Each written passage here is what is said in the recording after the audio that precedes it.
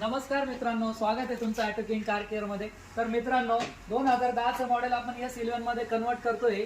तर त्यासाठी पहिल्यांदा आपल्याला टाइम मेंबर इन्स्टॉल करावा लागतो। टाइम मेंबर इन्स्टॉल केल्यानंतर जे पार्ट लागतात आपल्याला बोनेट वगैरे असेल हे सगळे आपण महिंद्राचे वापरतो। काही कस्टमरचे आम्हाला कमेंट येतात आणि कॉलवर सांगतात की तुमचा खर्च खूप जास्त आहे, तुमचं कोटेशन खूप जास्त जातं। तर मित्रांनो तुमच्या माहितीकरता सांगायचं आहे की आपण जे मटेरियल यूज करतो ते सगळं ओरिजिनल महिंद्राचं वापरतो। मग ते फार बोनेट गट्ट्यापासून असेल, बोनेट शॉकअप असेल, काही असेल, हे बघा बोनेट गट्टे आपले महिंद्राचे, बंपर ब्रॅकेट पण महिंद्राचे, शॉकअप असतील हे पण आपण ओरिजिनल महिंद्राचे यूज करतो। बोनेट इंजेस असतील मित्रांनो हे सुद्धा आपण ओरिजिनल महिंद्राचे यूज करतो। याच्याने काय होतं मित्रांनो, तुमची क्वालिटी आणि गाडीची फिनिशिंग जी असते ती एकदम जबरदस्त येते। तर दाखवतो मित्रांनो तुम्हाला। टाइम मेंबर इन्स्टॉल केल्यानंतर आपल्याला दुसरा जो पार्ट लागतो तो आहे बोनेट। बोनेट बघा मित्रांनो आपल्याकडे ओरिजिनल महिंद्राचं आहे। हे तुम्हाला कसं समजणार, तर बोनेटची जी सील आहे त्याची फिनिशिंग बघा आणि त्याची क्वालिटी बघा मित्रांनो।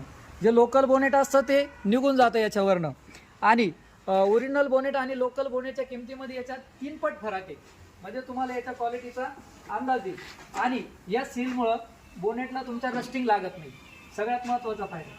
त्याच्यानंतर मित्रांनो तुम्हाला फेंडर लागतात। तर फेंडर पण आपल्याकडे ओरिजिनल महिंद्राचे बघू शकता तुम्ही। त्यानंतर आपलं जे बंपर असतं ते बंपर सुद्धा आपण ओरिजिनल महिंद्राचं वापरतो। रूपरेल असेल, मिरर असेल, फ्रंट ग्रिल असेल आणि हेडलाईट असतील, सगळे पार्ट आपण ओरिजिनल महिंद्राचे वापरतो मित्रांनो। तर आता हे झाले तुमचे एक्सटर्नलचे पार्ट।